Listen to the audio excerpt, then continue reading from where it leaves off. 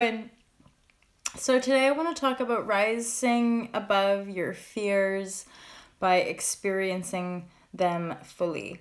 So all the things that we feel afraid of, ultimately, it's in the feeling, and it is kind of this is the shift, right? People talk about the paradigm shift or simply the shift. It's a shift in perspective. It's a quantum shift in how we're choosing to perceive ourselves in this reality. So it's weird and it's out there, and when we're new to this stuff, it can just seem so bizarre, and also we can reject it completely. The beautiful thing is that we do really have all the power within us to make the changes necessary to eventually rise above all of our fears so that we can live more joyfully, we can live in freedom, because freedom really is the effect of sovereignty. And sovereignty is the effect of facing all of our fears, of rising above all of our fears. So we can equate fear as limitation. Fear is that which creates the sense of enslavement, being behind bars. And although we don't want to have to face them, if we desire seeing changes in the world, it's our own changes in truth that we're endeavoring. We can go round and round in circles fighting against it, fighting the good fight, being selfless, or whatever that means to an individual. And yet, if we're not truly facing ourselves, if we're not truly feeling our feelings, then in essence, we just stay in patterns. We stay looped in our own cyclical patterns on a certain frequency. So rising above our patterns is a really great way to teach and shine and ultimately be free. And if we're seeing captivity or seeing enslavement in the world that we desire seeing free, then our ability to be free in ourselves is the greatest teaching for the totality.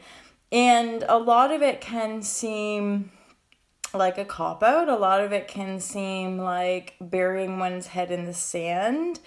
But it's usually only because someone else's freedom can often trigger in us the areas that we're in denial of. So when we see other people living their authenticity or living their joy or living their bliss, it might make us feel bad because it's shining light onto our own being where we're not shining our own light, where we're not being totally true to who we are. And all of it can require a little bit of introspection and discernment to really honor whether it's something that we're in denial of or whether it's something that doesn't resonate with us. And I talk about this in the book that, so personally for me, I really do have to listen. There are times where it might be a bit of resistance. So it might be this part of me that's a little bit judgy and not wanting to do something because there's a judgment there.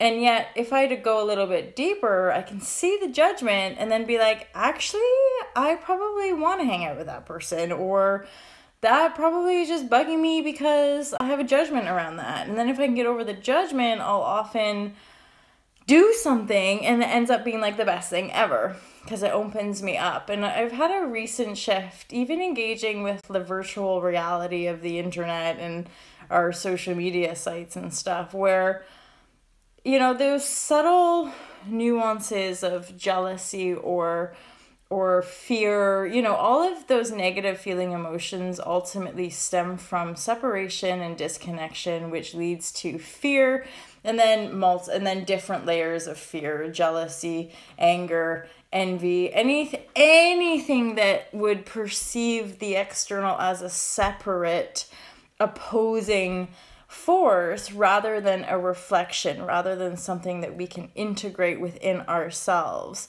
So for me, getting over those more subtle judgments or responses, which are usually things that we've probably been carrying most of our lives, and we've become really accustomed to judging or really accustomed to holding it back. But when I can get over it, again, it tends to be like the most amazing, enlightening, transformative experience. So discerning our intuition versus that resistance, right? And it might take a little bit of practice. We can also go against the intuition and end up thinking, oh, I'm just resisting, I should follow through. But the intuition is like, no, you do that, no, you don't do that. And then you do it. And so it's really through our experiences that we can discern the difference.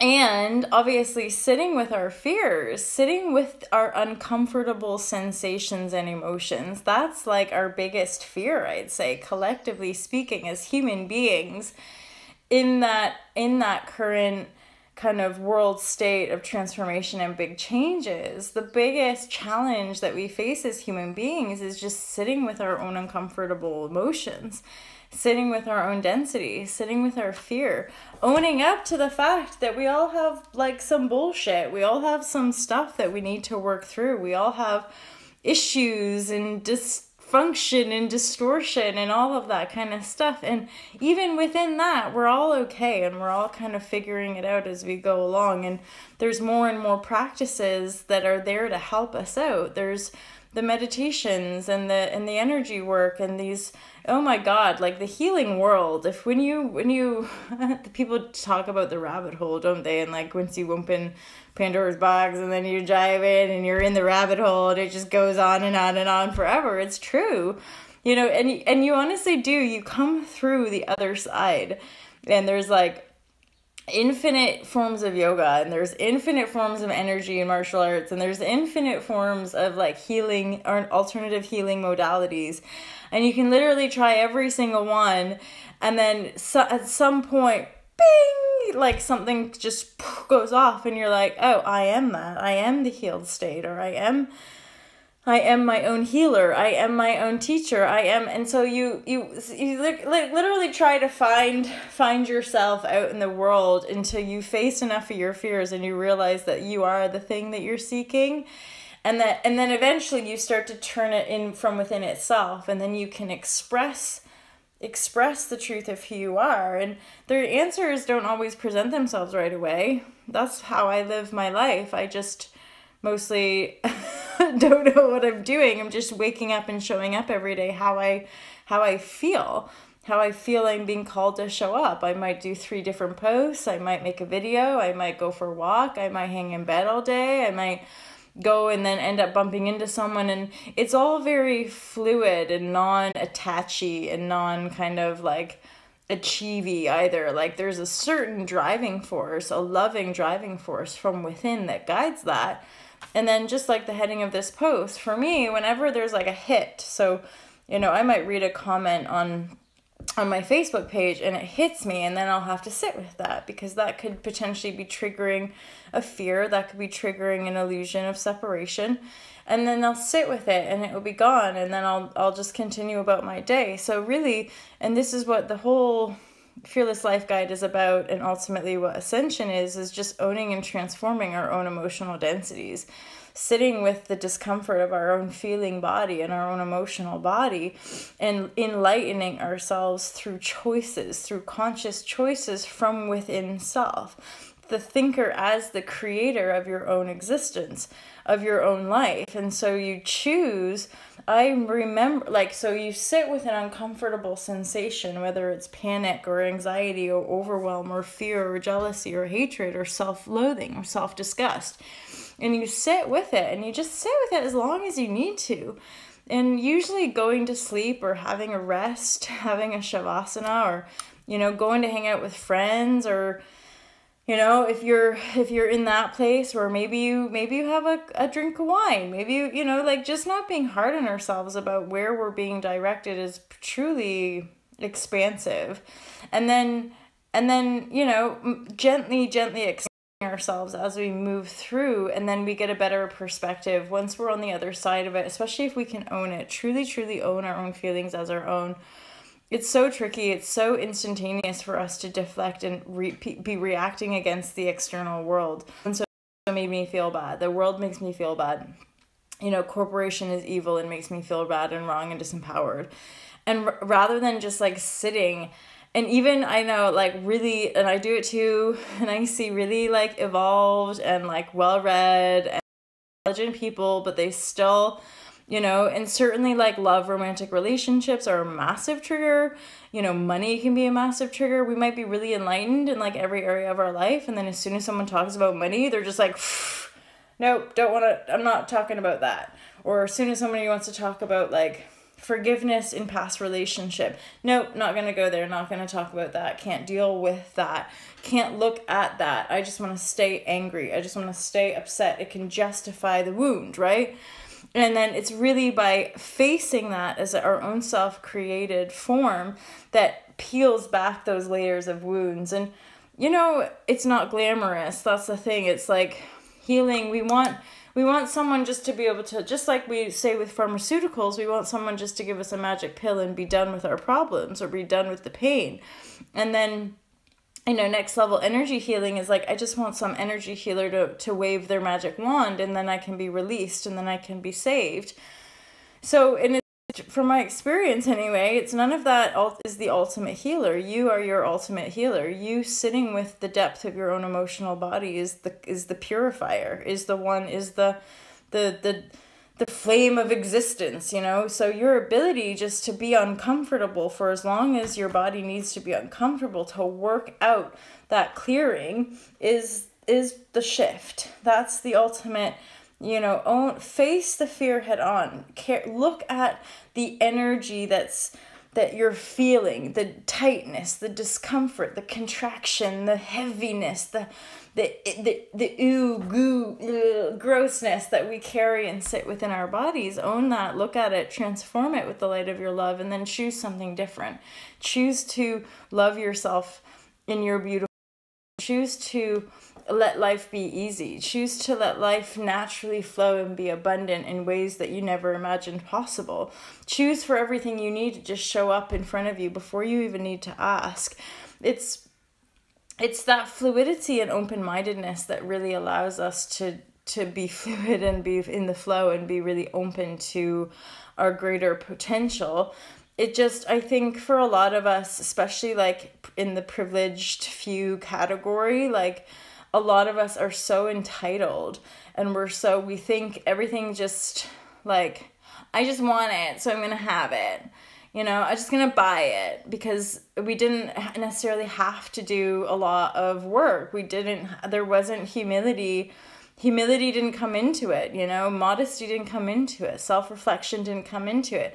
Just work hard, make money. Once you make money, you can be better than the people that don't have money. Once you can be better than everybody else, you can feel better about yourself. And like that sort of like widespread, and I think I even talk about it in the book, but that widespread sense of entitlement is a sort of something that doesn't do our culture and our generation very much justice.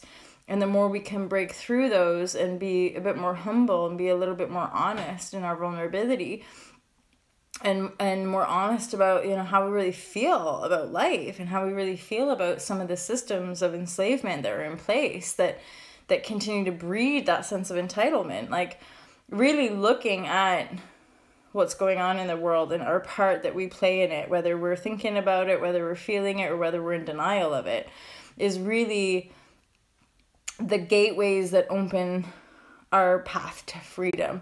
And I think that's the juice, is that there's one gate after another gate after another gate. There's initiations, there's tests, and it's all self-created. We test ourselves. We bring people in to control us just to test our own integrity. We bring people in to delude us into thinking this, that, or the other just to test our own self-worth.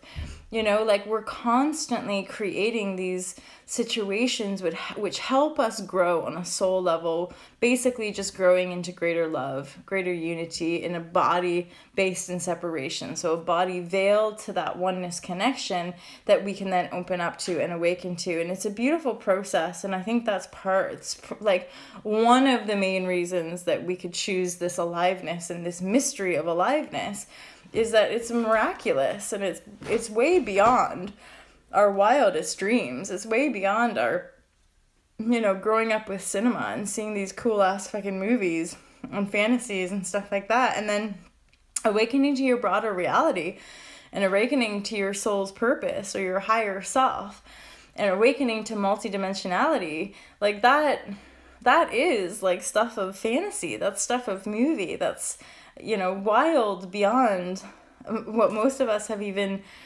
permissioned ourselves to imagine. So we have the potential. We can rise above every fear, and it just requires us to feel the fear fully. Feel the energy that's in you, that's carrying the fear in the first instance, and then watch yourself shift. Watch new things start to open up to you. Watch how your mind can open up and pave new neural pathways so that it will continue to open up. And I promise you do get more and more comfortable living in the unknown and living in your living outside of your comfort zone. The more you practice this stuff will keep coming up, like in a cyclical way. Things will keep coming up, but ultimately, even when it comes up, you're like, yeah, I know you. Okay, fine. I've been sitting with this pattern for now, this re-emerging pattern that's been lifelong, and I'm still sitting with it like day in, day out, just being like, I'm gonna love you. And it's made the phase a bit easier, where this phase might turn into something really dark and nasty for like a 5-year spell. I can feel it now sort of starting to shift after 6 weeks. So yeah, it's pretty good. And after a lifelong misery based on this pattern, it's like, it feels like the home stretch a little bit. It feels like I'm doing the right thing and I'm on the right path, and I'm not going back. I'm not going backwards, right? Because there is no backwards, because that's a linear perception of time. And when you know that and realize that from within self, it's just like you're definitely clear sailing. Just keep following that flow, follow that intuition, and be brave enough to face your fears, because you do have the power to overcome them. Love you loads. I hope that was useful to you. Peace out, guys.